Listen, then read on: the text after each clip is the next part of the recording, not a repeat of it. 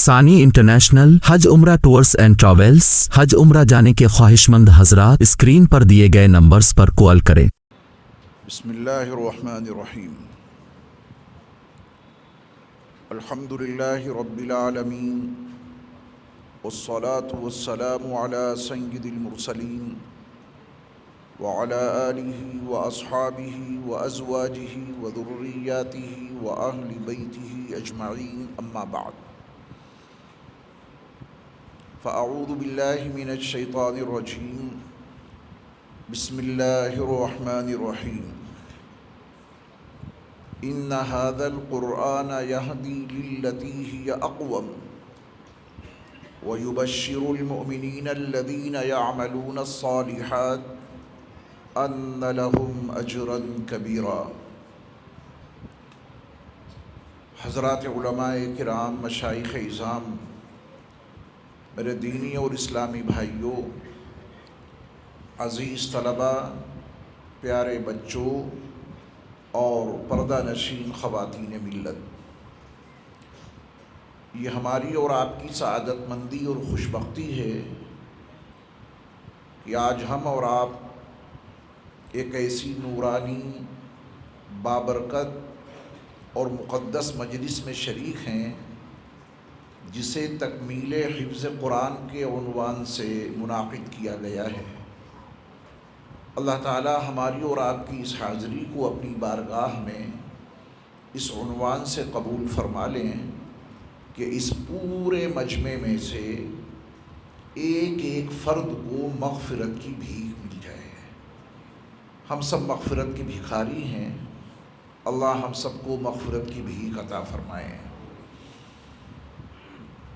زندگی ایک سوال ہے، زندگی ایک سوال ہے، نہایت پیچیدہ سوال ہے۔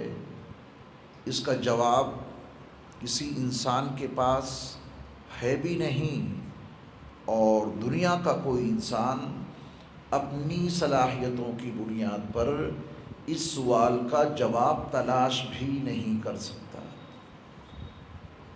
ہم اور آپ جو زندگی جی رہے ہیں، کبھی اس زندگی کو سوال کے عنوان سے دیکھا؟ میری زندگی تو ایک سوال ہے، اور انسان کی فطرت میں یہ بات شامل ہے، جب اسے کسی سوال کا علم ہو جاتا ہے تو اس کے جواب کی تلاش میں وہ سرگردہ ہو جاتا ہے۔ اسے تجسس رہتا ہے کہ میرے سامنے جو سوال آیا ہے اس کا جواب مجھے ملنا چاہیے۔ زندگی جب ایک سوال ہے، جواب تو بعد میں تلاش کریں گے، پہلے سوال تو سمجھیں۔ اگر سوال کا علم نہیں، سوال کا احساس نہیں، تو پھر جواب کی تلاش کیوں شروع کریں گے؟ زندگی ایک سوال اس معنی کر ہے کہ ہم اور آپ جو زندگی جی رہے ہیں، کیا خواہشات ہیں ہماری اور آپ کی؟ ہماری اور آپ کی خواہشات، ہماری اور آپ کی تمنائیں یہ ہیں کہ زندگی پرسکون گزرے، خوف ہمارے قریب نہ آئے۔ ایسی زندگی مجھے بھی چاہیے، اور آپ بھی ویسی ہی زندگی گزارنا چاہتے ہیں۔ میری خواہش یہ ہے کہ بھوک میرے قریب نہ آئے، شکم سیر ہو کے زندگی گزاروں، صبح وقت پہ ناشتہ ملے، دوپہر کا اور شام کا کھانا وقت پر اعلیٰ معیار کا دستیاب ہو، یہ میری بھی تمنا ہے اور آپ بھی۔ یہ وہ باتیں ہیں میں سمجھتا ہوں جس سے کوئی صاحب اپنا اختلاف درج نہیں کرا سکتے۔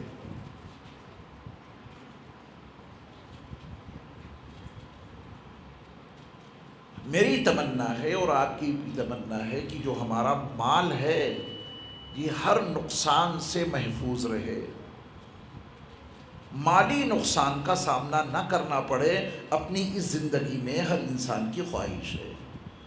اور مالی نقصان ہی نہیں، جانی نقصان سے بھی ہم اور آپ حتی الامکان محفوظ رکھنے کی تمنائیں اپنے دلوں کی گہرائیوں میں پاتے ہیں۔ آخری خواہش وہ یہ ہے جو کچھ کروں اس کے نتائج برآمد ہو جائیں۔ دنیا کا کوئی انسان کوئی ایسا کام کرنا ہی نہیں چاہتا جس کا نتیجہ برآمد نہ ہو۔ ہر انسان کی تمنا ہے کہ جو کچھ کروں اس کا نتیجہ میرے ہاتھ آئے۔ طلباء علم حاصل کرتے ہیں تو انہیں اس دن کا شدت سے انتظار رہتا ہے کہ جب امتحان ہو تو نتیجہ اچھا برآمد ہو۔ ایک کسان نہ جانے کتنی امیدوں کے ساتھ ایک بیج کھیت کے حوالے کرتا ہے۔ زمین کی تاریکیوں میں ڈالا ہوا بیج جسے کسان نے ڈالا ہے، ہر پل اسے انتظار ہے اس بیج سے ملنے والے ثمرات اور نتائج کا۔ اپنے ذہن کے پردوں پر زندگی جو ہم اور آپ جی رہے ہیں، یہ جو چند ضروریات میں نے آپ کے سامنے رکھی ہیں، ان سے ہم اور آپ متفق ہیں نا؟ خوف قریب نہ آئے، پرسکون زندگی گزاریں۔ بھوک لگے تو کھانا فراہم ہو جائے، بھوکے رہ کر ہمارا وقت نہ گزرے۔ کسی طرح کا مالی نقصان نہ ہو، جانی نقصان سے بھی تحفظ رہے، جو کروں اس کا نتیجہ برآمد رہے۔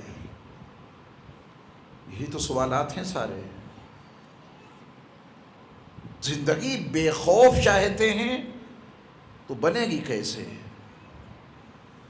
بھوک نہ ہو، انتظام کیا کریں اور کیسے کریں؟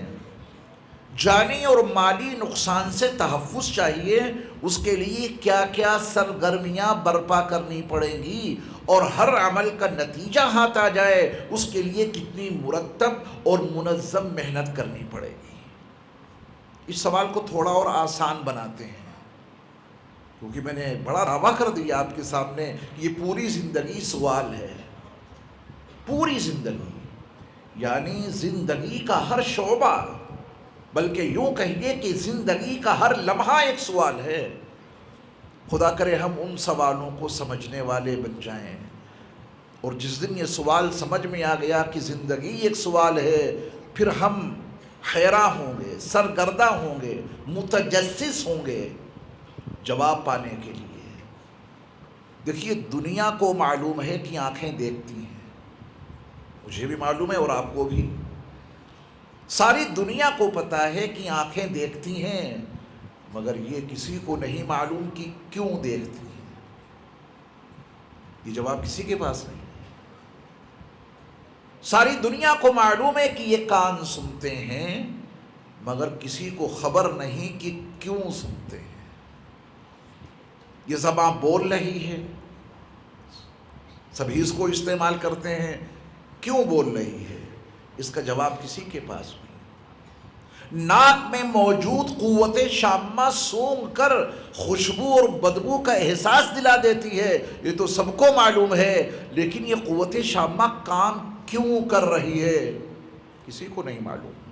پہلو میں دل دھڑک رہا ہے، رگوں میں خون کا دورانیہ جاری ہے، یہ تو سب کو معلوم ہے، لیکن یہ دل کیوں دھڑک رہا ہے، رگوں میں خون کا دورانیہ کیوں جاری ہے، اس کا جواب کسی کے پاس نہیں۔ سوال کو اور آسان بناتے ہیں۔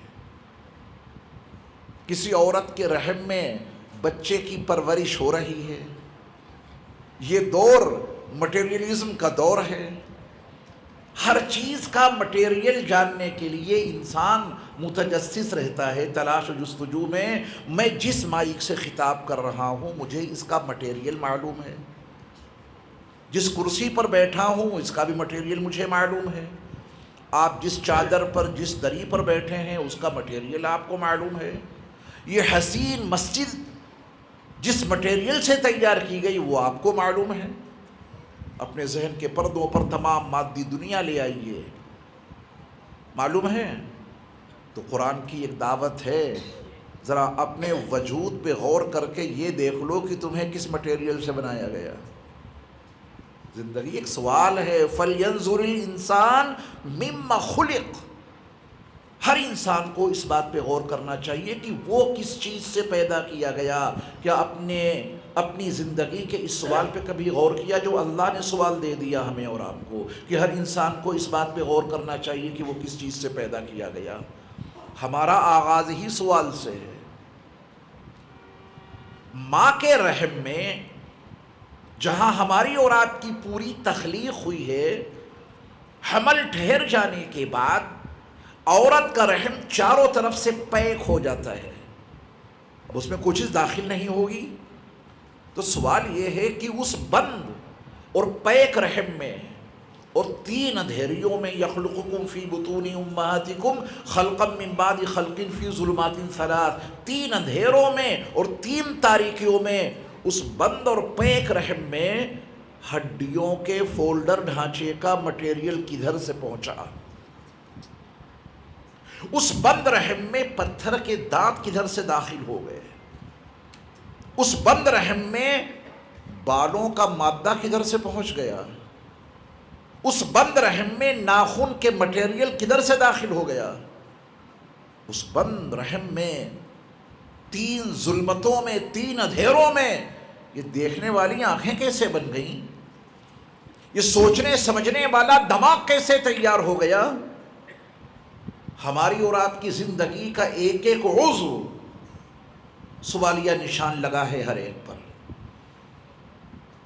سرور کائنات صلی اللہ علیہ وسلم کی 23 سالہ پیغمبرانہ زندگی کی جو 13 سال مکے میں گزرے، آپ کی مکی زندگی میں عاص بن وائل بطحائے مکہ کے قبرستان سے ایک بوسیدہ سی ہڈی لایا تھا، اس میں بھی سوال ہے، بوسیدہ سی ہڈی میں سوال ہے۔ اور عاص بن وائل نے میرے مصطفیٰ سے وہی سوال کیا تھا کہ آپ کہتے ہیں کہ مرنے کے بعد دوبارہ زندہ کیا جائے گا، یہ ہڈی بطحائے مکہ کے قبرستان سے میں لے کے آیا ہوں، یہ بھی کسی وقت چلتا پھرتا انسان تھا مکے کا، مر گیا، زمین دوز کر دیا گیا، وجود سڑ گیا، گل گیا، زمین اس کی ہڈیوں کو کھا گئی، بوسیدہ ہو گئی اس کی ہڈیاں، اسی انسان کی ہڈی ہے۔ عاص بن وائل نے اس کو مسل کر اس کے ذرات کو فضاؤں میں بکھیرا اور پھر پوچھا میرے مصطفیٰ سے، من یحیی العظام وہی رمیم، آپ کہتے ہیں کہ مرنے کے بعد انسانوں کو دوبارہ زندہ کیا جائے گا، آپ بتائیں یہ انسان جس کی بوسیدہ ہڈی میں لایا، اسے کون زندہ کرے گا؟ یہ ہڈی تو چکنا چور ہو چکی ہے، بوسیدہ ہو چکی ہے، کون اسے زندہ کرے گا؟ سوال بہت پیچیدہ ہے، جیسا کہ میں نے شروع میں عرض کیا تھا کہ زندگی ایک سوال ہے، بہت پیچیدہ سوال ہے۔ اللہ رب العزت والجلال نے جبریل امین کو بھیجا عاص بن وائل کے اس سوال کا جواب دے کر۔ اب پورے جواب کو سنانے کا موقع نہیں ہے کیونکہ مجھے ابھی جانا ہے واپس، میں اس کا ایک حصہ آپ کو سناؤں گا، وہ جواب آپ کو اپنی زندگی کے بے شمار سوالوں کا جواب دے دے گا، ایک ٹکڑا اس کا حصہ بتاتا ہوں آپ کو۔ وَضَرَبَ لَنَا مَثَلًا وَنَسِيَ خَلْقَهُ، یہ ہمارے سامنے آ کے مثال بیان کر رہا ہے، بطحائے مکہ کے قبرستان سے بوسیدہ سے ہڈی لا کر کے اسے مسل کر اس کے ذرات کو فضاؤں میں بکھیر کے ہم سے پوچھ رہا ہے، مثال بنا کر کے، اسے دوبارہ کون زندہ کرے گا؟ جواب کا ایک حصہ فی الحال سنیے، وَنَسِيَ خَلْقَهُ، اور اپنی پیدائش کو بھول بیٹھا۔ سوال لایا ہے، مثال میں بوسیدہ ہڈی لایا، اس کے ذرات کو مسل کے فضاؤں میں بکھیر دیا، یہ سب کچھ کرنے کی ضرورت یوں پیش آئی کہ اپنی پیدائش کو بھولے بیٹھا ہے۔ وَنَسِيَ خَلْقَهُ، اور اپنی پیدائش کو بھول گیا۔ اگر اس کو اپنی پیدائش یاد ہوتی تو یہ حرکت کبھی نہیں کرتا، اگر اس کو اپنی پیدائش یاد ہوتی تو پھر یہ بوسیدہ ہڈی لا کر اس کے ذرات کو فضاؤں میں بکھیر کر یہ کبھی نہیں پوچھتا من یحیی العظام وہی رمیم۔ یہ سوال لایا اس بنیاد پہ ہے کہ یہ اپنی پیدائش کو بھولے بیٹھا ہے۔ اب اگر میں وَنَسِيَ خَلْقَهُ کا تھوڑا سا مفہوم اپنی زبان میں بیان کروں تو وہ تقریباً ایسا ہوگا، اس کو توجہ سے سنیے گا۔ یہ میں قرآن کا ترجمہ نہیں کرنے جا رہا ہوں، ترجمہ تو میں نے کر دیا، اب اس کا مفہوم اگر میں اپنے الفاظ میں بیان کروں تو تقریباً ایسا ہوگا۔ یہ سوال تو بہت بعد کا ہے، یہ سوال تو بہت بات کا ہے کہ ان بوسیدہ ہڈیوں کو دوبارہ کون زندہ کرے گا؟ اس سے پہلے کا سوال یہ ہے کہ اس بند اور پیک رحم میں ہڈیوں کا یہ فولڈر ڈھانچہ کدھر سے پہنچا؟ پہلے اس کو حل کر بعد میں پوچھنا کہ ان بوسیدہ ہڈیوں کو دوبارہ کون زندہ کرے گا۔ اتفاق ہے آپ کو اس مفہوم سے؟ یہ سوال تو بہت بات کا ہے کہ ان بوسیدہ ہڈیوں کو دوبارہ کون زندہ کرے گا۔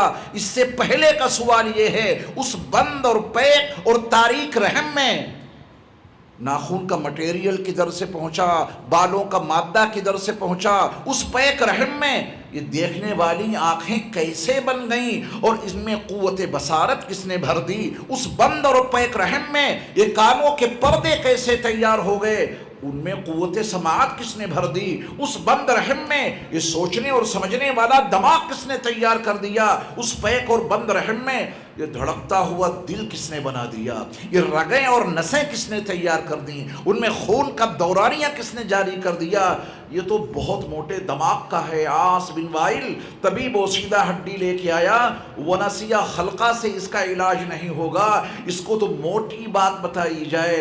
قل یحییھا الذی انشأھا اول مرہ، میرے محبوب نبی آپ اسے بتا دیجئے کہ ان بوسیدہ ہڈیوں کو دوبارہ وہی اللہ زندہ کریں گے جنہوں نے ان کو پہلی بار پیدا کیا تھا۔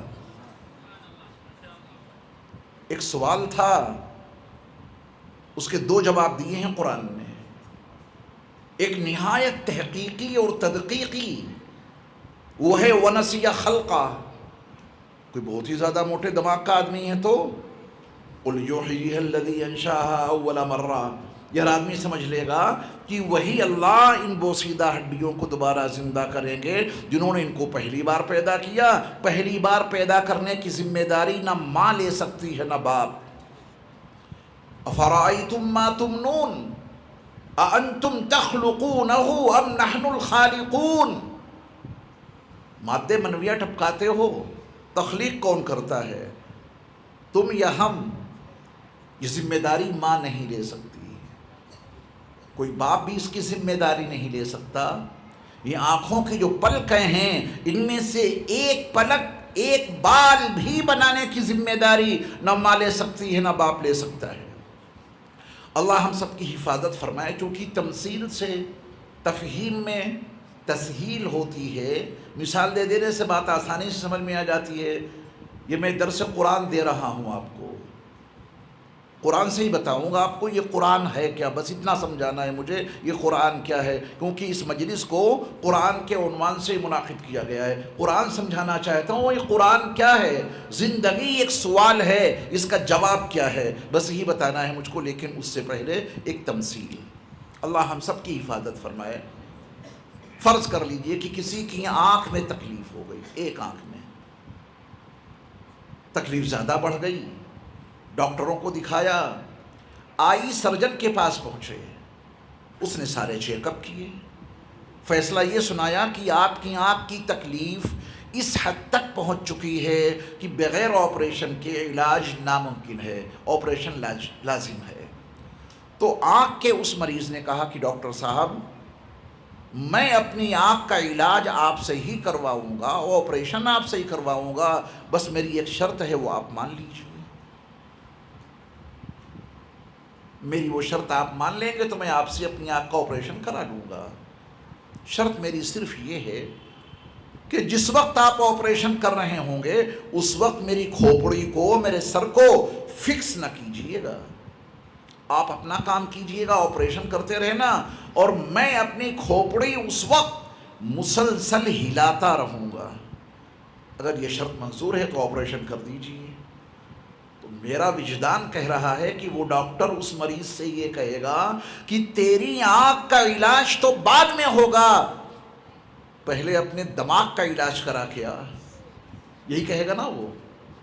کیا پاگل پن کی بات کر رہا ہے؟ جب میں تیری آنکھ کے نازک پردے پر نشتر چلا رہا ہوں گا اس وقت تو کھوپڑی ہلائے گا، جو تھوڑی بہت ہے اس سے بھی ہاتھ دھو بیٹھے گا۔ یہ سچائی ہے نا؟ یہ ممکن نہیں بنی بنائی آنکھ میں تھوڑی سی خرابی پیدا ہو جائے، اس کی اصلاح کے لیے اصلاح کے وقت کھوپڑی کو فکس کرنا ضروری ہے۔ کھوپڑی ہلے گی تو کیسی خراب ہو جائے گا، ایک سچائی ہے۔ کوئی صاحب اس پہ اختلاف درج کرا سکتے ہیں؟ بالکل نہیں۔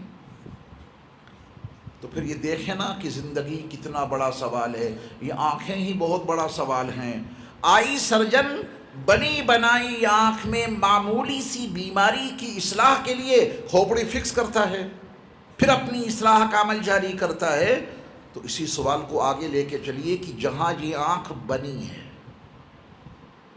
اصلاح کا مسئلہ نہیں ہے، جہاں پوری آنکھ کی مینوفیکچرنگ ہوئی ہے، کیا اللہ نے کسی عورت کو اس کا پابند بنایا کہ 9 مہینے تک تجھ کو سیدھا بستر پر لیٹ کر رہنا ہے، حرکت مت کرنا؟ آٹا نہیں گوندھ سکتی کیونکہ میں تیرے رحم میں تیرے لاڈلے کی آنکھیں بنانے جا رہا ہوں۔ اگر تو آٹا گوندھے گی تیرا پیٹ ہلے گا، تیرے لاڈلے کی آنکھ خراب ہو جائے گی۔ کیا اللہ نے یہ قید لگائی؟ حمل رحم میں پل رہا ہے، اللہ نے کسی خاتون کو اس کا پابند نہیں بنایا کہ جھاڑو پوچھا نہیں کر سکتی۔ اگر تو جھاڑو پوچھا کرے گی، تیرے لاڈلے کی آنکھیں تیار کرنے جا رہا ہوں، تیار کر رہا ہوں، اگر تو جھاڑو پوچھا کرے گی یہ اس کا وجود ہل جائے گا، آنکھیں بگڑ جائیں گی، تیرا لاڈلا اندھا بن کے پیدا ہوگا۔ زینے پہ چڑھنا اترنا منع ہے۔ اگر تو زینے پہ چڑھے گی اترے گی، تیرے لاڈلے کا دماغ بنانے جا رہا ہوں، وہ پاگل ہو جائے گا۔ 9 مہینے تک تجھ کو سیدھا لیٹ کے رہنا ہے۔ اللہ نے کسی خاتون کے لیے پابندی لگائی؟ ماں جھاڑو پوچھا کرتی رہی، ہمارے اور آپ کے اللہ اسی حالت میں ان آنکھوں کو تیار کرتے رہے۔ ماں آٹا گوندتی رہی، زینے پہ چلتی پھرتی رہی، سفر کرتی رہی، اور اسی حال میں اللہ نے ان آنکھوں کو تیار کر دیا۔ چونکہ وقت بالکل مختصر ہے ہی نہیں، بلکہ ورنہ میں اور کچھ مضامین اس کے ساتھ میں جوڑ کے آپ کو یہ مضمون سمجھاتا، لیکن آپ لوگ اہل علم و دانش ہے، سمجھ سب کچھ گئے ہوں گے۔ یہ آنکھیں بہت بڑا سوالیہ نشان ان پر لگا ہے۔ یہ کہاں بنی، کیسے بنی، یہ دیکھنے کیوں لگی؟ یہ کان کہاں بنے، کیسے بنے، یہ سننے کیوں لگے؟ یہ زبان کہاں بنی، کیسے بنی، یہ بولنے کیوں لگی؟ یہ ناک کہاں بنی، قوت شامہ اس میں آئی کیوں آئی؟ یہ بال ہے نا بدن پہ، کیوں نکل پڑے؟ مٹیریل کہاں سے آ گیا؟ ہمارے یہاں دہلی میں تو اس وقت بہت زیادہ سردی ہے، اور آپ کے یہاں خوب گرمی ہے، پنکھے ابھی بند کر دیے جائیں تو کیا نکلے گا؟ زور سے بولیں، پسینہ نکلے گا۔ یہ پسینہ اندر سے کیوں نکلا؟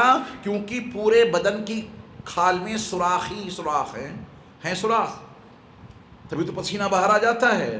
تو میاں جب سوراخ ہیں تو نہانے میں یہ پانی ان سوراخوں سے اندر کیوں نہیں جاتا؟ کھال پر بھی سوالیہ نشان لگ گیا۔ اپنے بدن کے جس حصے پر بھی دیکھیں گے ایک سوالیہ نشان آپ کو ملے گا۔ یہ ناخن ہے، یہ آگے سے بڑھتا ہے یا اندر سے نکلتا ہے؟ آگے سے بڑھتا ہے یا اندر سے نکلتا ہے؟ اندر سے نکلتا ہے۔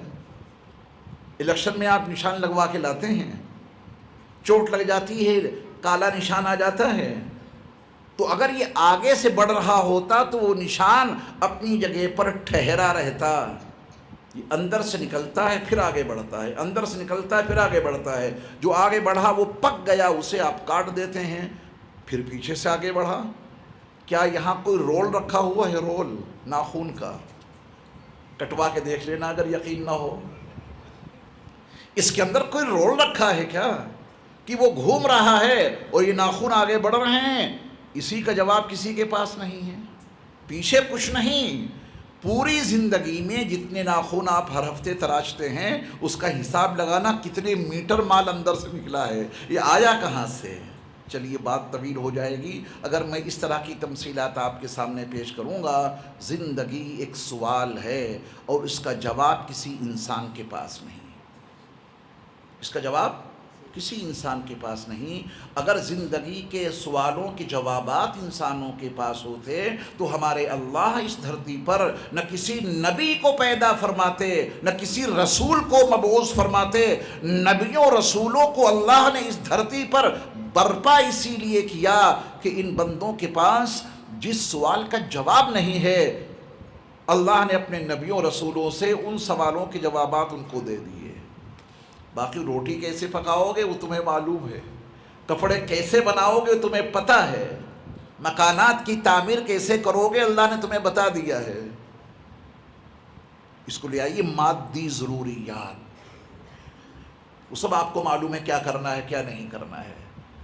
نبیوں کو اللہ نے کیوں بھیجا، رسولوں کی بعثت کیوں ہوئی، اور تمام نبیوں تمام رسولوں کے اخیر میں وہ نبی تشریف لائے جن کے صدقے میں نبیوں کو نبوت ملی اور جن کے طفیل رسولوں کو رسالت ملی، جن کا مقام و مرتبہ یہ تھا کہ قبضہ تیری پرچھائی کا، بینائی پر ادراک پر، پیروں کی جنبش خاک پر اور آہٹیں افلاک پر، گرد سفر تاروں کی زو، مرکب براقے تیز رو، سائیں جبریل امی یا رحمت للعالمین۔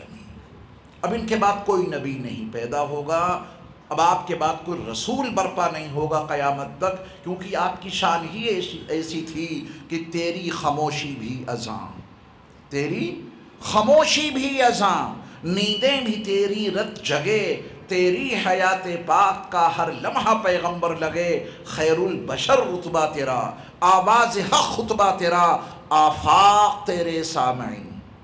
یہ میرے مصطفیٰ کی خصوصیت ہے، آفاق تیرے سامعین یا رحمت للعالمین صلی اللہ علیہ وسلم۔ اب آپ کے بعد کوئی نبی اور رسول پیدا نہیں ہوگا۔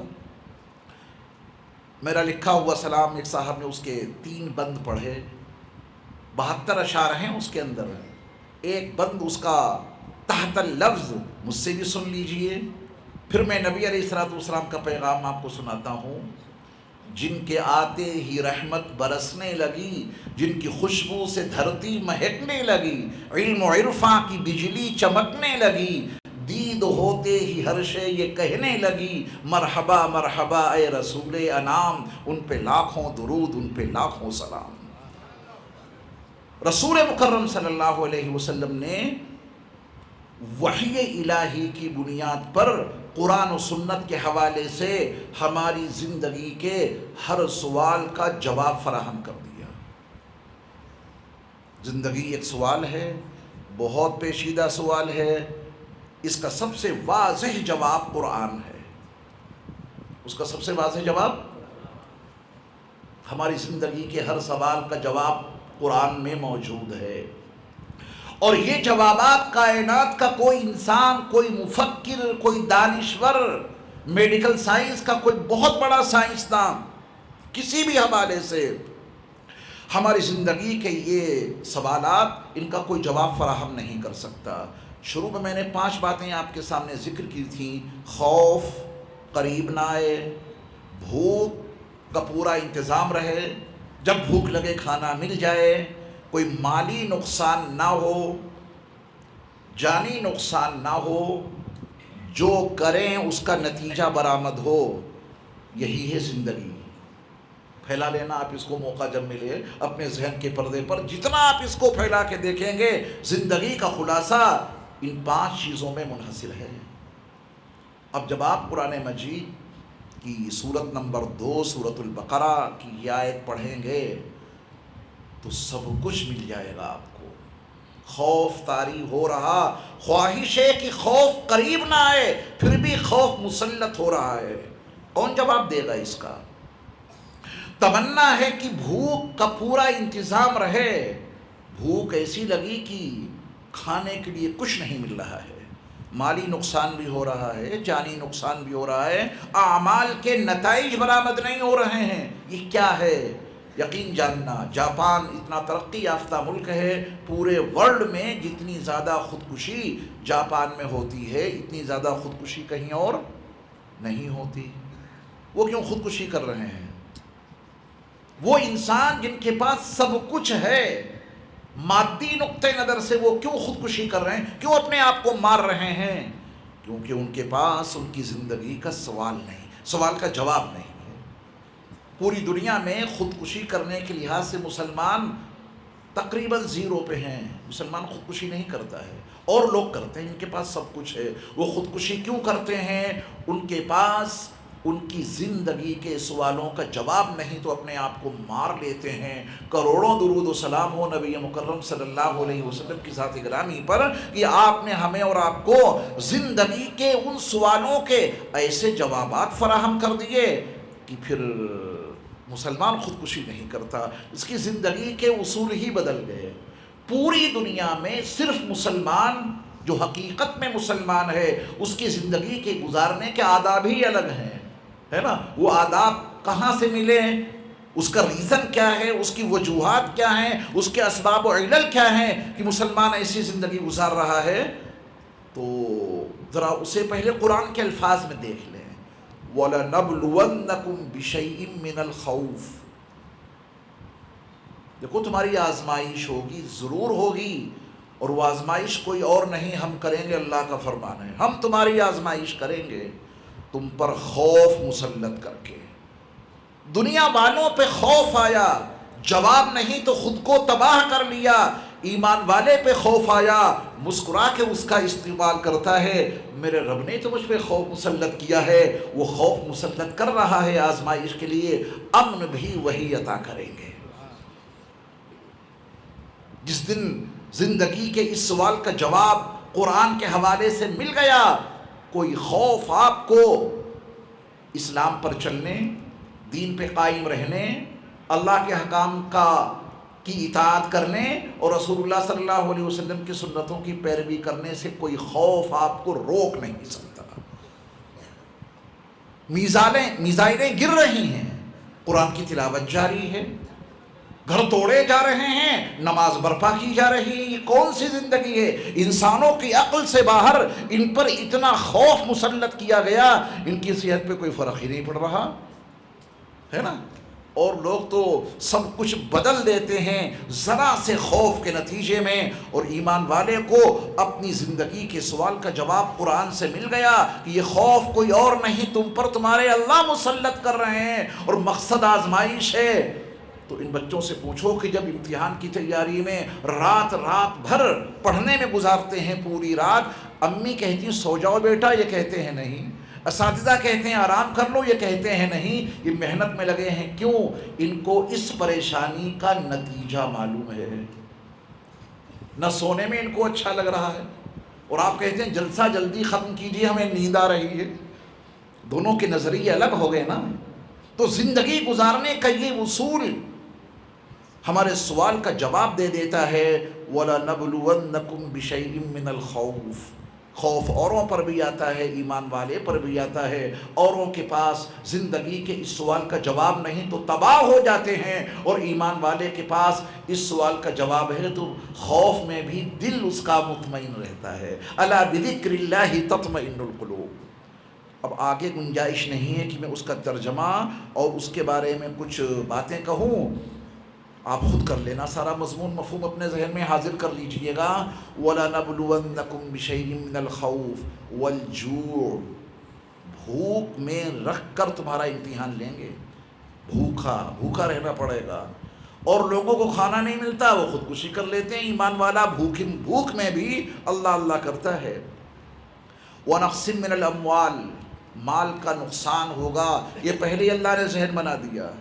اب دو ٹرک ہیں جن پہ ایک مسلمان کا مال لوڈ ہے اور ایک ٹرک پہ غیر مسلم کا مال لوڈ ہے، دونوں ٹرک گئے، دونوں کے پاس اطلاع آئی کہ ٹرک حادثے کے شکار ہو گئے، ایک مسلمان کا ٹرک الٹ گیا اور ایک غیر مسلم کا ٹرک الٹ گیا، سارا مال جل گیا، آگ لگ گئی ٹرک میں۔